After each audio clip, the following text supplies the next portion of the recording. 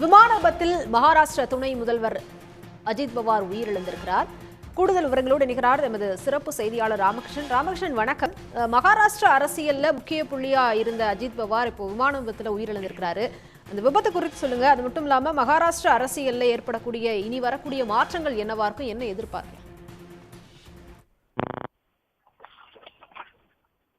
கண்டிப்பாக. அதாவது மராட்டிய மாநிலத்தினுடைய துணை முதலமைச்சர் அஜித் பவார் இன்றைக்கு ஏற்பட்ட விமான விபத்தில் பலியாயிருக்கிறார். துணை முதலமைச்சருடன் பயணித்த அவரது இரண்டு உதவியாளர்கள், 2 விமான பைலட்டுகள் மற்றும் ஒருவர் உயிரிழந்திருக்கிறார். இதுவரை கிடைத்திருக்கின்ற தகவலின்படி பார்த்தோம் என்றால் 5 அல்லது 6 பேர் அந்த விமானத்தில் பயணம் செய்திருக்கிறார்கள். பயணம் செய்த அனைவருமே துணை முதலமைச்சர் அஜித் பவார் உள்ளிட்ட அனைவருமே உயிரிழந்ததாக டிஜிசிஏ தெரிவித்திருக்கிறது. உறுதி செய்யப்பட்ட தகவல்கள் இதுவரை வெளிவராத பட்சத்தில் 6 பேர் உயிரிழந்திருப்பதாக தற்போது வரை கிடைத்திருக்கின்ற அந்த தகவல்கள் என்பது தெரிவிக்கின்றன. இந்த விபத்தை பொறுத்தவரையில் அஜித் பவார் இன்றைக்கு கட்சியினுடைய ஒரு கூட்டத்தில் பங்கு பெறுவதாக இருந்தது. அந்த இடம் என்பது மும்பையில் இருந்து சற்று தொலைவில் இருக்கிறது. பாராமதி என்று அழைக்கப்படும் அந்த இடத்துல தான் அந்த அவரது கட்சி கூட்டத்திற்கு ஏற்பாடு செய்யப்பட்டிருந்தது. இன்றைக்கு காலையில் அவர் சுமார் 8 மணி அளவில் மும்பையில் இருந்து அந்த சிறிய ரக விமானம் என்பது புறப்பட்டு சென்றிருக்கிறது. சரியாக பாராமதியில அந்த 9:12 மணிக்கு அந்த விமானம் என்பது சிறிய ரக விமானம் அஜித் பவார் பயணம் செய்த அந்த விமானம் என்பது தரை இறங்க வேண்டும்.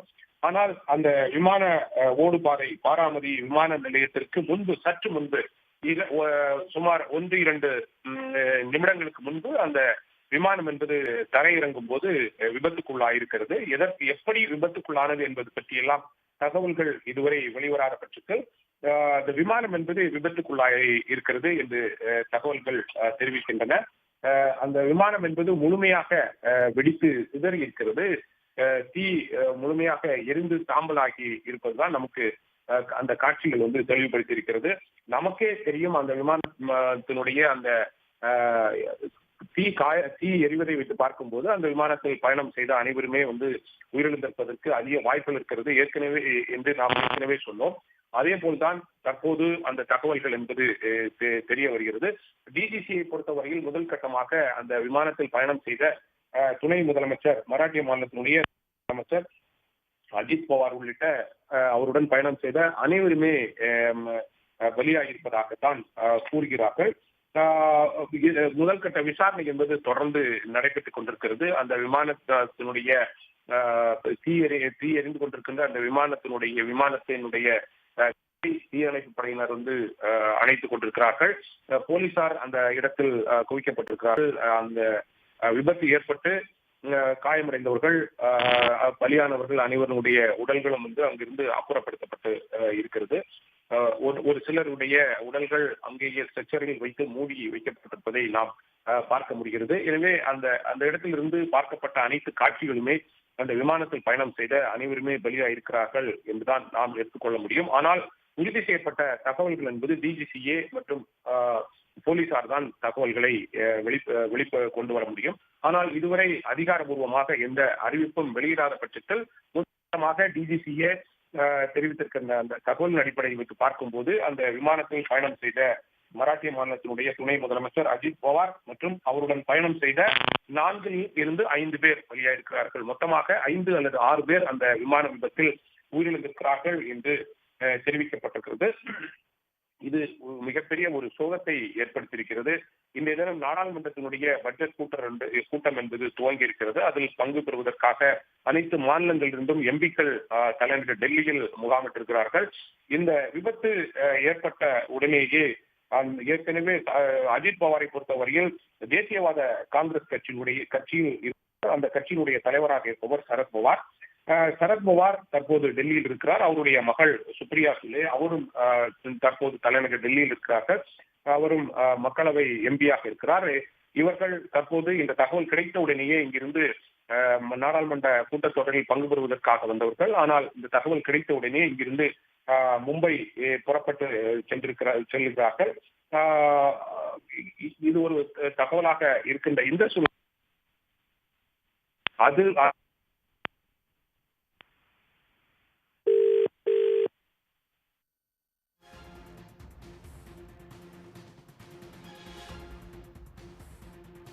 விமான விபத்தில் மகாராஷ்டிரா துணை முதல்வர் அஜித் பவார் உயிரிழந்திருக்கிறார். அஜித் பவார் உள்பட விமானத்தில் பயணம் செய்த 5 பேர் பலியாகி இருக்கிறார்கள். விமானத்தில் பயணம் செய்த மராட்டிய துணை முதல்வர் அஜித் பவார் உள்பட 5 பேர் பலியாகி இருக்கிறார்கள். அஜித் பவார் 2 உதவியாளர்கள் 2 விமானிகள் இந்த விபத்தில் பலியாகி இருக்கிறார்கள். ராமகிருஷ்ணன், நீங்க இணைப்புல தான் இருக்கிறீங்க, நீங்க தொடரலாம். கண்டிப்பாக. அதாவது மராட்டிய மாநிலத்தினுடைய துணை முதலமைச்சர் பயணித்த அந்த விமான விபத்து என்பது மிகப்பெரிய ஒரு அதிர்வலைகளை ஏற்படுத்தி இருக்கிறது. மராட்டிய மாநிலத்தில் மட்டுமல்லாமல் நாடு முழுவதுமே இந்த தகவல் என்பது அதிர்ச்சியூட்டும் ஒரு தகவலாக இருக்கிறது. இன்னைக்கு நாடாளுமன்றத்தினுடைய பட்ஜெட் தொடர் என்பது துவங்கி இருக்கிறது. குடியரசு தலைவருடைய உரை இன்றைக்கு 11 மணிக்கு நாடாளுமன்றத்தினுடைய மைய மண்டபத்தில் வைத்து நடைபெற இருக்கிறது. அஜித் பவார் உயிரிழந்த தகவல் என்பது தீயாக பரவி வருகிறது.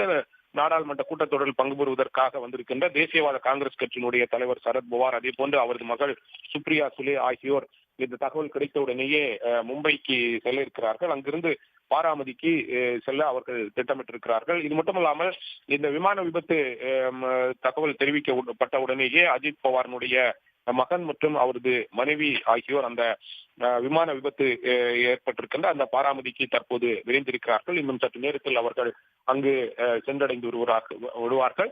இது மட்டுமில்லாமல் மராட்டிய மாநிலத்தை சார்ந்த பல்வேறு எம்பிக்கள் தலைநகர் டெல்லியில் நாடாளுமன்ற இந்த பட்ஜெட் கூட்டத்தொடரில் பங்கு பெறுவதற்காக வந்திருக்கிறார்கள். அவர்களும் நாடாளுமன்ற கூட்டத்தொடரில் பங்கு பெறாமல் இங்கிருந்து உடனடியாக அவசரமாக மும்பை செல்ல இருக்கிறார்கள். அவர்கள் தற்போது டெல்லி விமான நிலையத்திற்கு சென்றிருக்கிறார்கள். இந்த விபத்தை பொறுத்தவரையில் எவ்வாறு இந்த விபத்து ஏற்பட்டிருக்கிறது என்பது பற்றி டிஜிசிஏ விசாரணையை தொடங்கி இருக்கிறது.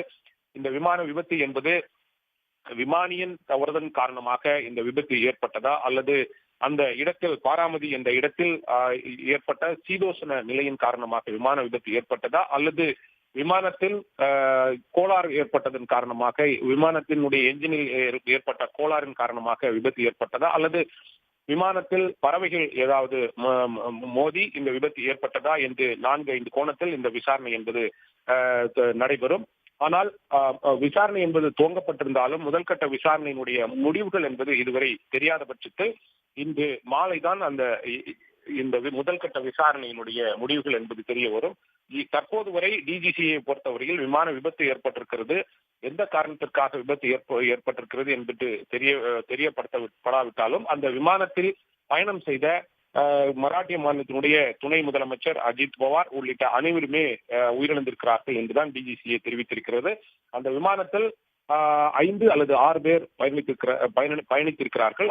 5 அல்லது 6 பேரும் உயிரிழந்திருக்கிறார்கள் என்றுதான் தற்போது வரை உறுதி செய்யப்பட்ட அந்த தகவல்கள் என்பது தெரிவிக்கப்பட்டிருக்கிறது. டிஜிசிஏ இன்னும் சற்று நேரத்தில் ஒரு ஸ்டேட்மெண்ட், அதாவது பிரஸ் ஸ்டேட்மெண்ட் வெளியிடுவார்கள். அந்த பிரஸ் ஸ்டேட்மெண்ட் வெளியிடும் போதுதான் எத்தனை பேர் இந்த விமானத்தில் பயணம் செய்தார்கள், யாரெல்லாம் பயணம் செய்தார்கள் என்பது பற்றிய முழு விவரங்கள் எல்லாம் தெரிய வரும்.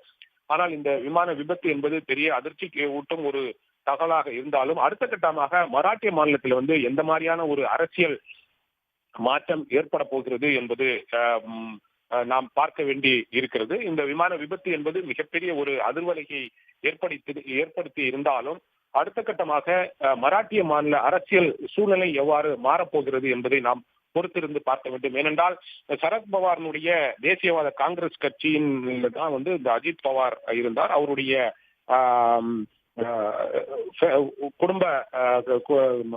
குடும்பத்தார் அவரது அந்த அரசியலில் மராட்டிய மாநிலத்தினுடைய மிகப்பெரிய ஒரு பொறுப்பில் இருந்தவர். மராட்டிய மாநிலத்தினுடைய துணை முதலமைச்சராக இருந்தார். கடந்த டிசம்பர் 5ஆம் தேதி 2024 இருந்துதான் அவர் மராட்டிய மாநிலத்தினுடைய துணை முதலமைச்சராக இருந்தார். இதற்கு முன்பு கடந்த தேர்தல்கள் தேசியவாத காங்கிரஸ் கட்சியில் இருந்தவர். அவர் கடந்த தேர்தலில் பாரதிய ஜனதா கட்சி தலைமையிலான தேசிய ஜனநாயக கூட்டணியில் தேசியவாத காங்கிரஸ் கட்சியிலிருந்து பிரிந்து தேசிய ஜனநாயக கூட்டணியில் ஒரு அங்கமாக தன்னுடைய ஆதரவாளர்களுடன் இணைத்துக் கொண்டு அவர் போட்டியிட்டு கடந்த தேர்தலில் வெற்றி பெற்று தற்போது துணை முதலமைச்சராக கடந்த டிசம்பர் 5ஆம் தேதி 2024 இருந்து கொண்டிருக்கிறார். அடுத்த கட்டமாக அவர் இருந்த அந்த தலைமையை யார் ஏற்கப் போகிறார்கள், அந்த கட்சியிலிருந்து யார் அந்த மாநிலத்தினுடைய துணை முதலமைச்சராக தேர்வு செய்யப்படுகிறார்கள் என்பதெல்லாம் போக போகத்தான் தெரிய வரும். எது எப்படி இருந்தாலும் இந்த விபத்து ஒரு மிகப்பெரிய ஒரு அதிர்வலையை ஏற்படுத்தி இருந்தாலும் அடுத்த கட்டமாக மராட்டிய மாநிலத்தில் துணை முதலமைச்சராக அந்த கட்சியிலிருந்து யார் தேர்வு செய்ய போகிறார்கள், அவர் எப்படிப்பட்டவர், இவரை போன்று ஒரு முதிர்ந்த ஒரு சீனியர் அரசியல்வாதியாக இருக்க போகிறாரா, பாரதிய ஜனதா கட்சி இதை எவ்வாறு கையாள போகிறது, பாரதிய ஜனதா கட்சி தான் அந்த கட்சியிலிருந்து யாரை துணை முதலமைச்சராக அந்த மாநிலத்தில் தேர்வு செய்ய போகிறார்கள் என்பது பற்றி எல்லாம் தெரிய வரும். ஆனால் தற்போதைய இந்த சூழ்நிலையில் மராட்டிய மாநிலத்தில் மிகப்பெரிய ஒரு சோகத்தை தான் இந்த மராட்டிய மாநிலத்தினுடைய துணை முதலமைச்சர் அஜித் பவாரினுடைய இந்த பலி என்பது ஏற்படுத்தி இருக்கிறது.